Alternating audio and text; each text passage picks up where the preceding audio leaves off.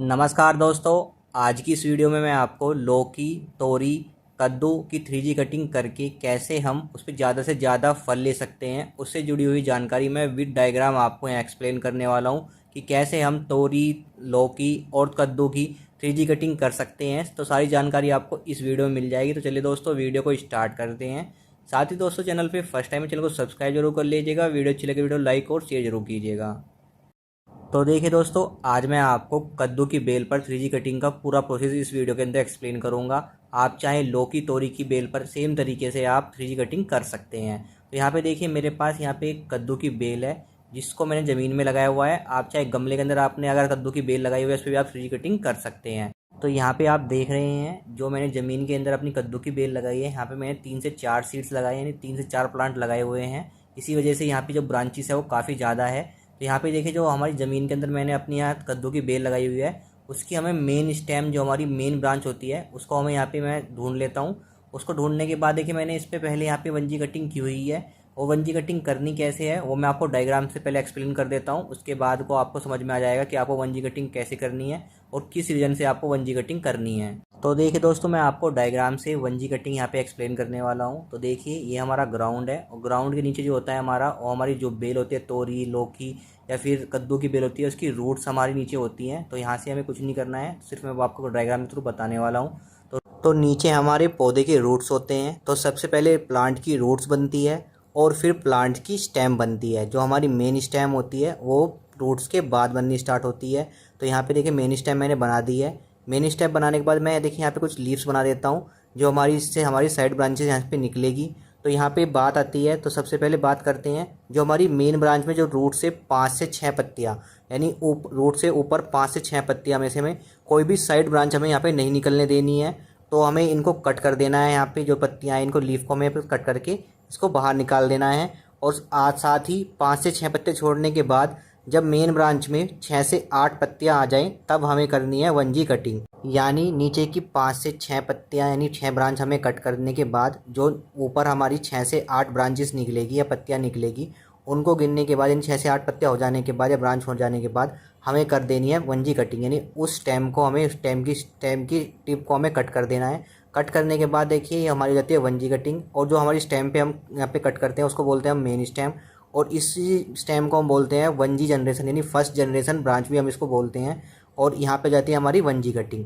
यानी हमें नीचे से 5 से 6 पत्ते हमें कट कर देने हैं ब्रांच साइड ब्रांचेस, और ऊपर हमें 6 से 8 ब्रांचेस छोड़ देनी है। छोड़ने के बाद ऊपर से जो हमारी स्टेम है उसको कट कर देना है। और इससे मेन स्टेम हमारी आगे ग्रोथ नहीं कर पाएगी। और साथ ही मेन स्टेम में जो फ्लावर आएंगे वो हमारे मेल फ्लावर होते हैं, यानी कोई फीमेल फ्लावर नहीं होता, सिंपल हमारे इसके अंदर मेल फ्लावर ही होते हैं। और इन मेल फ्लावर कोई फल नहीं आता, ये सिर्फ हमारे परागण क्रिया के लिए सहायक होते हैं। इसलिए हमने मेन ब्रांच में कट कर दिया है ताकि मेल फ्लावर की मात्रा ज़्यादा ना हो, क्योंकि हमें यहाँ पे फीमेल फ्लावर की मात्रा ज़्यादा रखनी है। तो इसलिए हमने 1G ब्रांच पे 6 से 8 ब्रांच छोड़ के, यानी फर्स्ट जनरेशन ब्रांच पे 6 से 8 ब्रांच छोड़ के उस पर पहला कट लगा दिया है और हमने अपने यहाँ पे कर दिया 1G कटिंग। तो चलिए, अब मैं आपको अपनी कद्दू की बेल पर 1G कटिंग करके भी दिखा देता हूँ यहाँ पे। तो देखिए दोस्तों, मैं अब आपको अपनी कद्दू की बेल पर 1G कटिंग करके दिखाने वाला हूँ। तो देखिए, ये हमारी मेन स्टेम है। इसमें हमें अब 4 से 5 पत्तियाँ पहले हमने ये चीज़ें छोड़ दी थी, इसको कट कर दिया था साइड से साइड ब्रांच हमारी ना निकले। और अब ऊपर जो हमारी साइड ब्रांच कट करने के बाद 6 से 8 पत्तियाँ मैंने छोड़ दी हैं। 6 से 8 पत्ते छोड़ने के बाद देखिए, अब मैं यहाँ पे जो इसकी मेन स्टेम है उसको कट करने वाला हूँ। क्यों कट करना है? क्योंकि हमारी मेन स्टेम पे क्या होता है, मेल फ्लावर की मात्रा ज़्यादा होती है, इसलिए यहाँ पे मैं इसको कट करने वाला हूँ। तो आप किसी प्रूनिंग टूल से हाथों से भी इसको, जो इसकी मेन स्टेम है उसको कट कर सकते हैं। उसकी टिप को यहाँ पे कट कर देना है। तो यहाँ पे मैंने कट कर दिया है। ये हो गई हमारी 1G कटिंग। तो यहाँ पे हमने मेन स्टेम की टिप को कट कर दिया, यानी 6 से 8 साइड ब्रांच को छोड़ के यहाँ पे मैंने 1G कटिंग यहाँ पे कर दी है। सेम तरीके से लौकी और तोरी की बेल पर भी आप इस तरीके से ही 1G कटिंग कर सकते हैं। यहाँ पे 1G कटिंग करने का मेन रीज़न ये है क्योंकि हमारी मेन स्टेम पे मेल फ्लावर आते हैं और हमें चाहिए फीमेल फ्लावर। तो अब मैं अपने डायग्राम पे वापस आता हूँ और आपको बताता हूँ 2G कटिंग आपको क्यों करनी है और कैसे करनी है। तो देखिए, मैं अपने डायग्राम पे वापस आ चुका हूँ। यहाँ पे मैंने अपना न्यू डायग्राम बनाया है आपको अच्छे से समझाने के लिए। तो यहाँ पे देखिए, मैंने 1G कटिंग, जैसे मैंने आपको पहले डायग्राम में बताया था कि 1G कटिंग कैसे करनी है, वही मैंने डायग्राम यहाँ पे लिया है, सिर्फ इसको थोड़ा मॉडिफाई कर दिया है, थोड़ा अच्छे से समझ में आया आपको। तो देखिए, यहाँ पे जो हमने साइड ब्रांच छोड़ी थी, 6 से 8 ब्रांच छोड़ी थी हमने ऊपर। तो यहाँ पे इन साइड ब्रांचों से देखिए हमारी कुछ ब्रांचेस निकलेगी या सिर्फ जो ब्रांचेस निकलेगी एवरी लीफ के साइड से हमें एक ब्रांच मिलेगी। तो हमें मेन ब्रांच से सिर्फ 3 से 4 ब्रांच ही साइड ब्रांच ही हमें लेनी है, ज़्यादा ब्रांचेस नहीं लेनी है। तो यहाँ पे मैं 3 से 4 ब्रांच ही मैं अपने यहाँ पे मेन ब्रांच से लेने वाला हूँ। और जो ये साइड ब्रांच निकलेगी हमारी मेन ब्रांच से वो होती है हमारी सेकंड जनरेशन ब्रांच, इसको हम 2G ब्रांच भी बोलते हैं। तो यहाँ पे हमारी 2G ब्रांच के अंदर देखिए, अब मैं आपको एक ब्रांच के ऊपर मैं आपको यहाँ पे कटिंग करके दिखाऊंगा अपनी 2G कटिंग। तो यहाँ पे मैं एक ब्रांच को ले लेता हूँ, अगर मैं एवरी ब्रांच को यहाँ पे आपको समझाऊंगा तो यहाँ पे जो डायग्राम है हमारा कॉम्प्लिकेटेड हो जाएगा। तो यहाँ पे मैं एक ब्रांच ले लेता हूँ, उस ब्रांच में मैं अपनी यहाँ पे कुछ लीव्स बना लेता हूँ। तो देखिए सेकंड जनरेशन ब्रांच पे हमें कितने ब्रांच लेनी है साइड ब्रांचेस, यानी हमें जो लीफ है वो कितनी लीव्स रखनी है। तो देखिए जो सेकंड जनरेशन ब्रांच पे उसमें हमें 10 से 12 साइड ब्रांच ही रखनी है, 10 से 12 लीफ ही रखनी है।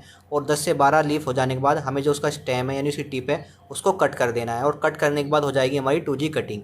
तो यहाँ पर हमने 2G कटिंग कर दी है। और देखिए यहाँ पे जो हमारे फ्लावर निकलेंगे साइड ब्रांचेस से, उसमें जो यहाँ पे मेल फ्लावर भी होंगे और फीमेल फ्लावर भी होंगे। लेकिन जो यहाँ पे मेल और फीमेल फ्लावर का रेशो होगा वो 3:1 होगा, यानी 3 फ्लावर हमारे मेल के होंगे और 1 फ्लावर हमारे यहाँ पे फीमेल का होगा। इसलिए हमने यहाँ पे 2G कटिंग करी है, क्योंकि हमें मेल फ्लावर भी चाहिए और फीमेल फ्लावर भी चाहिए।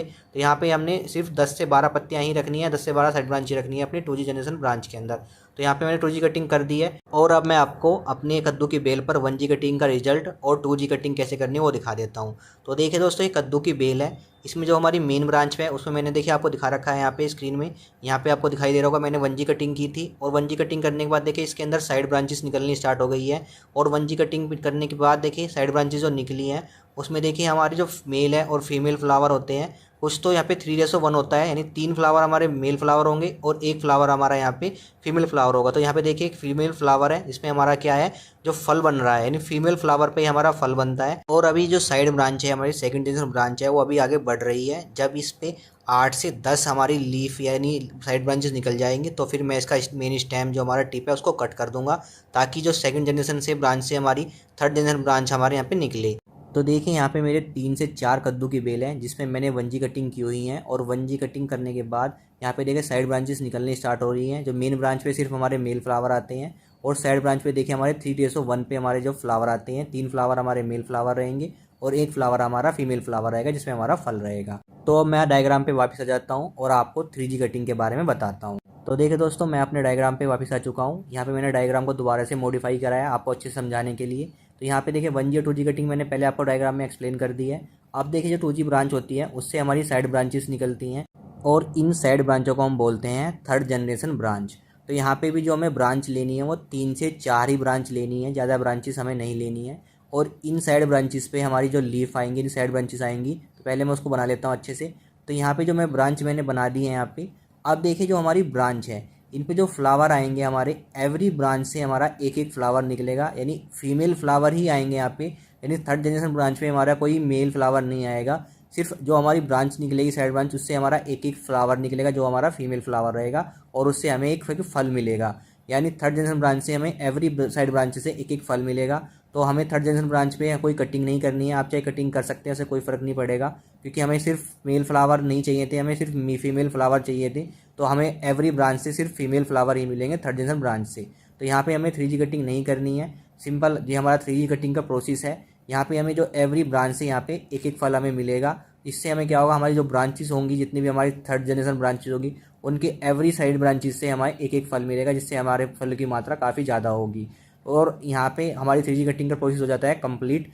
तो इस तरीके से हम अपने कद्दू की बेल पे, लौकी की बेल पे और तोरी की बेल पे 3G कटिंग कर सकते हैं और उससे ज़्यादा से ज़्यादा फल ले सकते हैं। तो अभी मैंने आपको 1G कटिंग करके दिखा दी है यहाँ पे।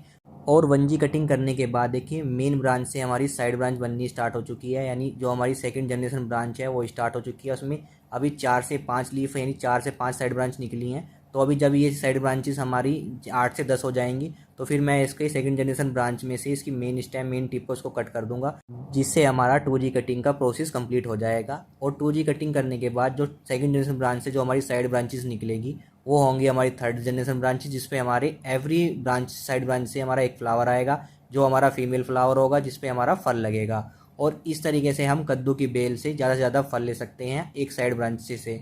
और इस पर काफ़ी ज़्यादा मात्रा में कद्दू आएंगे। इसका रिजल्ट मैं आपको नेक्स्ट वीडियो में दिखाऊंगा। तो इस तरीके से हम 3G कटिंग कर सकते हैं अपनी कद्दू की बेल पे, तोरी की बेल पे और यहाँ पे लौकी की बेल पे। तो कैसे कटिंग करना है विद डायग्राम मैंने आपको एक्सप्लेन कर दिया है, तो आपको अच्छे से समझ में आ गया होगा। तो और आप भी अपनी 3D कटिंग करके अपने कद्दू की बेल पे, लौकी की बेल, तोरी पे ज़्यादा से ज़्यादा फल ले सकते हैं।